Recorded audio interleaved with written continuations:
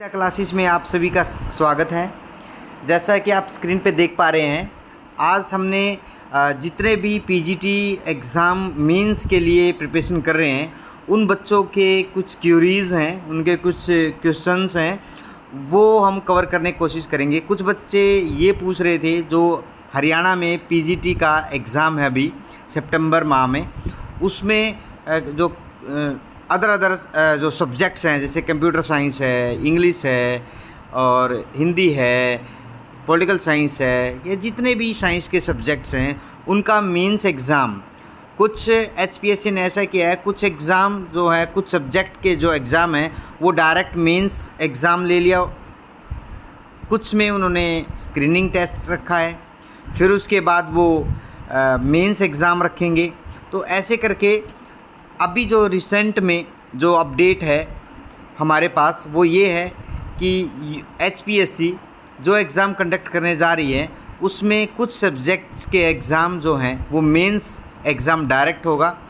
उसमें बच्चे कन्फ्यूज़न में हैं, सीट कैसी आएगी, हमें क्वेश्चन कैसे अटेम्प्ट करना है, कितनी नंबर ऑफ़ सीट मिलेंगी, हमें 2 नंबर या 4 नंबर या 6 नंबर या 10 या फिर 15 नंबर का क्वेश्चन कितनी नंबर ऑफ़ सीट में वो कवर करना है। देखिए, मैंने अब 12 और 13 अगस्त को एचपीएससी का एचसीएस का मेंस एग्ज़ाम अभी दिया है, तो मैं अपना एक्सपीरियंस जो आप लोगों के साथ शेयर कर रहा हूँ वो ये है कि जो एचपीएससी आपको सीट देगा वो A4 साइज़ की सीट वो टैग होंगी, उनमें स्टेपल होंगी अच्छी तरीके से।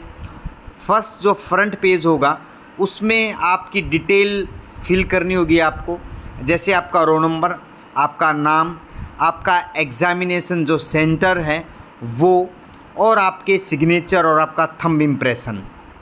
ठीक है, ये है आपकी फर्स्ट सीट जिसमें आपको पेन के साथ वो लिखना है।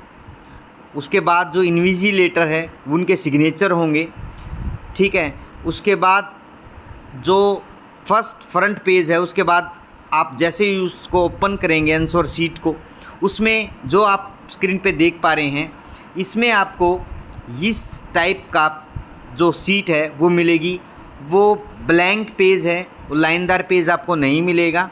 कुछ बच्चे की जो राइटिंग है वो लाइनदार पेज में पकड़ बना रखी है और वो लाइनदार जो पेज होते हैं उनमें अच्छा लिखते हैं, लेकिन कुछ बच्चे जो ब्लैंक पेज होता है, कोरा पेज होता है, उस पर अच्छा लिख पाते हैं और कुछ उसमें नहीं लिख पाते हैं। देखिए, आपको अपनी राइटिंग में भी एक डेकोरम मेंटेन करना है।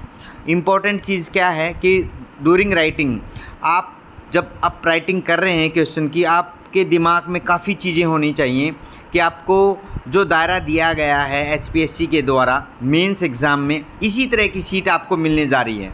आपके लेफ़्ट हैंड साइड में यहाँ पे आपको क्वेश्चन नंबर लिखना है। मान के चलिए आपका क्वेश्चन नंबर 1, ये जो लेफ़्ट हैंड साइड में मैंने ये लंबी लाइन यहाँ पे ड्रॉ कर रखी है वो देखिए। इसी तरीके से आपको यहाँ पे क्वेश्चन नंबर, मैं ये लिख नहीं पा रहा हूँ, क्वेश्चन नंबर 1, तो आप यहाँ पे छोटे उसमें लिखेंगे जब पेन से लिखा जाएगा। मैं नहीं लिख पा रहा हूँ, क्वेश्चन नंबर 1। ठीक है, आप यहाँ पे लिखिए, लाइन के लेफ़्ट साइड में लिखिए, ये अंदर नहीं आना चाहिए, पहली बात ये है। ठीक है, अगर उसका पार्ट है क्वेश्चन का, जैसे क्वेश्चन नंबर 1, कई बार अभी जो एचसीएस मेंस में भी ऐसा हुआ है कि क्वेश्चन नंबर 1 और क्वेश्चन नंबर 9 वो क्या है कंपलसरी, या क्वेश्चन नंबर 1 और क्वेश्चन नंबर 5 वो कंपलसरी कर देते हैं। क्वेश्चन नंबर 1 और 5 के क्या होंगे, पार्ट्स होंगे, जैसे क्वेश्चन नंबर 1 के a part, b part, c part, d part और ई पार्ट। ठीक है, अब आप कैसे लिखेंगे, क्वेश्चन नंबर 1 आपने यहाँ लिख दिया है। देखिए, इसके ऊपर इसके साइड में क्वेश्चन लिख के, क्वेश्चन जैसे हम क्वेश्चन लिखते हैं फिर 1 लिखिए। ये लाइन की लेफ़्ट हैंड साइड में होना चाहिए, लाइन से बाहर नहीं जाना चाहिए, आपको स्पेस मिलेगा बाकायदा। फ़ोन में मैं नहीं लिख पा रहा हूँ तो आप समझ गए होंगे। लाइन की लेफ़्ट हैंड साइड में ये जो रो दी गई है इसी की लेफ़्ट हैंड साइड में आप लिखेंगे क्वेश्चन नंबर 1। अगर उसका कोई पार्ट है तो क्वेश्चन नंबर 1 ऊपर होगा और पार्ट मान लीजिए ए है, वो ए इस लाइन के, जो ये लाइन दी गई है इसके लेफ़्ट हैंड साइड में लिखेंगे। ठीक है, आपने वो लिख दिया। उसके बाद आप क्वेश्चन लिखेंगे।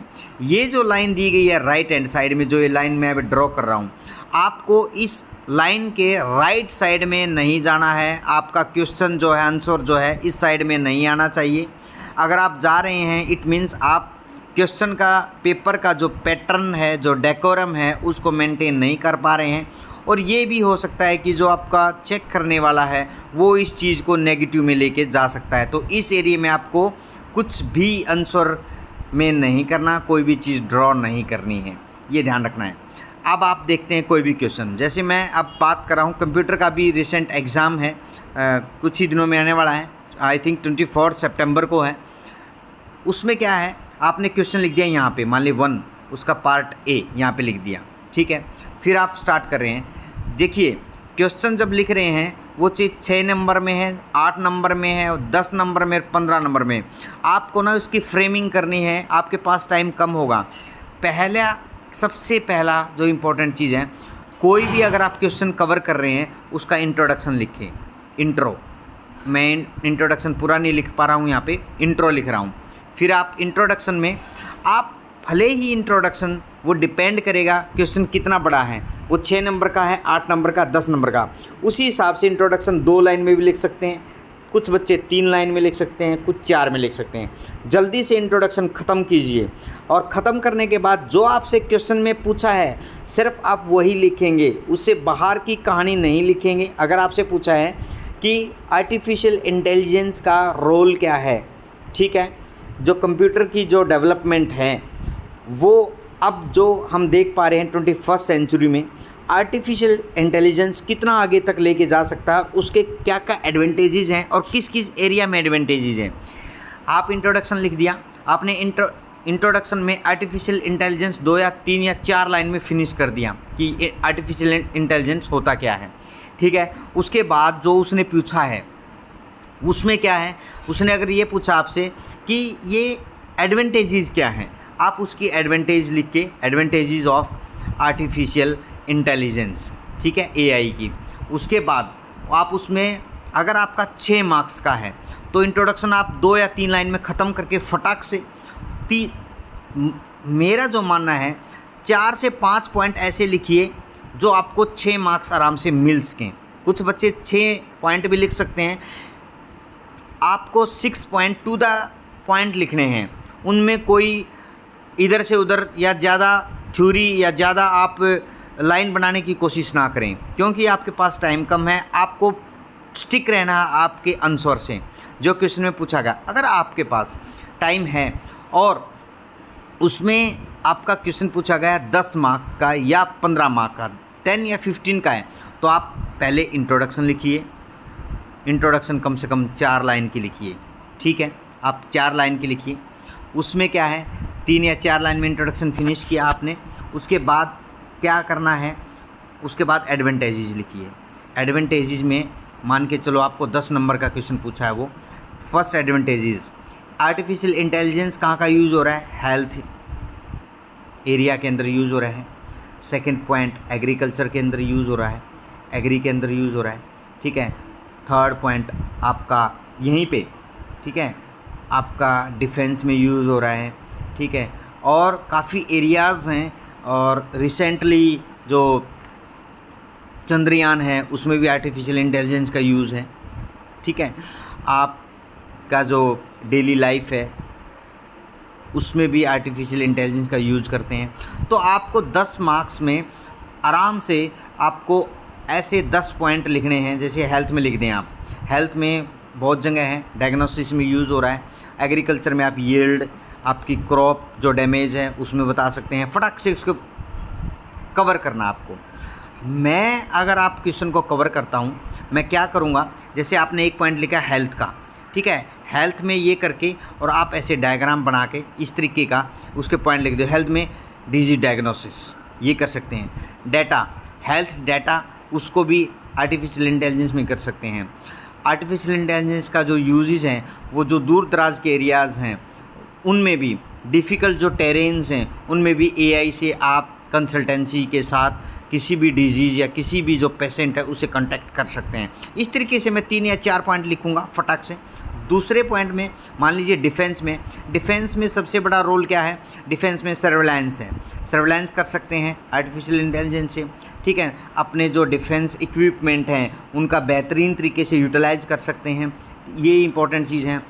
फिर थर्ड फोर्थ पॉइंट में आप लिख सकते हैं कि जो डिफेंस के अंदर सबसे बड़ी जो प्रॉब्लम है वो है हमारी बॉर्डर एरिया। बॉर्डर एरिया पे अपनी डिफेंस जो है उसको मेंटेन कर सकते हैं। ठीक है, ये चीज़ें लिखेंगे फटाक से। तो अगर आप इतना भी लिख पा रहे हैं तो मुझे लगता है कि आप 5 पॉइंट भी, मेन पॉइंट 5 भी लिखते हैं और उनमें सब पॉइंट बनाते हैं। जैसे मैंने 5 पॉइंट लिखे, 1 2 3 4 5, ठीक है, ये लिखे, उनके सब पॉइंट बना दिए। 1 के 3 बना दिए, 2 के 2 बना दिए। वो डिपेंड करता है आपके पास कितना कंटेंट है। और 3 के 3 बन पाए और एक फोर्थ का 1 भी रह गया, कोई दिक्कत नहीं है, उसमें भी आप अच्छा सा कवर कर लेंगे।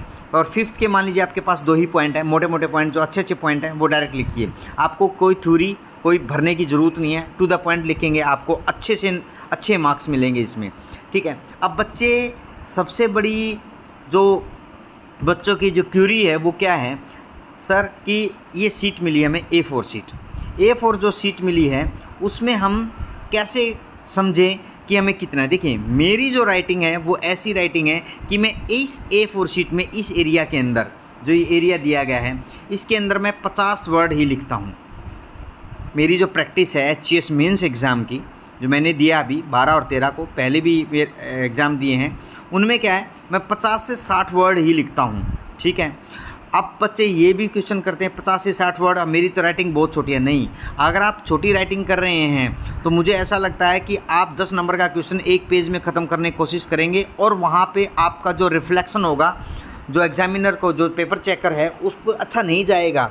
आप अपनी राइटिंग को थोड़ा सा साइज़ बढ़ा के 50 से 60 वर्ड लिखिए और उसमें आप पेज नंबर भी बढ़ेंगे। अब आप पूछेंगे सर 6 मार्क्स का जो क्वेश्चन है उसमें हम कितने पेज फिल करें। मेरा जो मानना है 6 मार्क्स में आप ये जो एक पेज है ये और इसी तरीके का जो पेज है वो फिल करें बस, या आपका राउंड से फिल ना करें तो कुछ नहीं, एक पेज पूरा कर दें ये, और जो दूसरा पेज आएगा इसी की, उसमें जब आप पेज पलटते हैं तो उसका आधा भी तक भी जा सकता है। 6 मार्क्स में आपका आराम से अच्छे पॉइंट लिखे होने चाहिए। मेरा मानना ये है कि आप अच्छे पॉइंट लिखें, उसमें ये नहीं है कि आप इधर उधर की बातें करेंगे और फिर बोल रहे हैं कि मैं 2 पेज का लिख के आया, उसकी कोई रिलेवेंसी नहीं इस एग्ज़ाम में, ये आपको ध्यान रखना है। आपकी बात अब हम करते हैं 10 नंबर के क्वेश्चन जो है।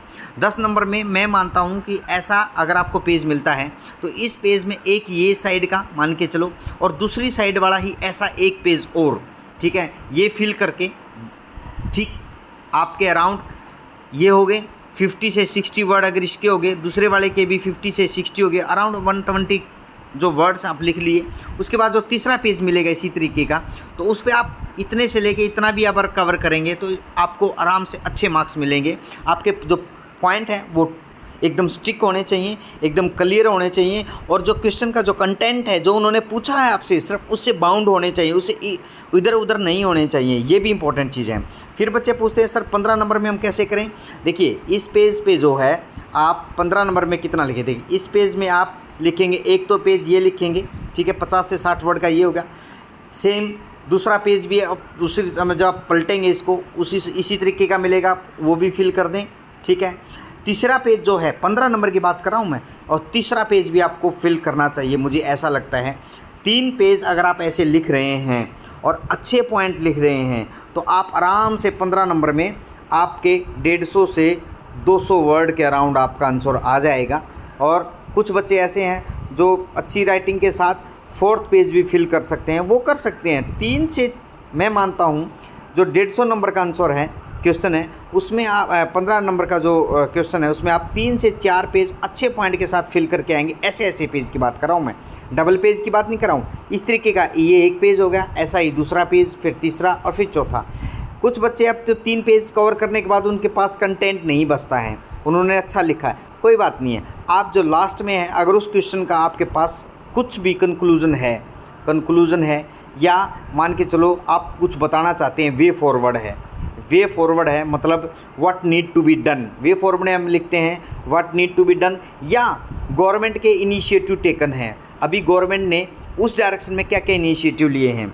ठीक है, ये भी आप लिख सकते हैं, अच्छी बात है। आप आगे की जो प्रक्रिया वो बता रहे हैं कि गवर्नमेंट ने क्या किया है और आगे वो क्या करना चाह रही है गवर्नमेंट और क्या करना चाहिए। ये भी आपके पास अगर टाइम है तो 4th पेज में आप कवर कर सकते हैं। इससे आपका अच्छा कंटेंट होगा, जो क्वेश्चन होगा उसकी अच्छी फ्रेमिंग होगी, गारंटी है वो अच्छे मार्क्स आप लेके आएंगे।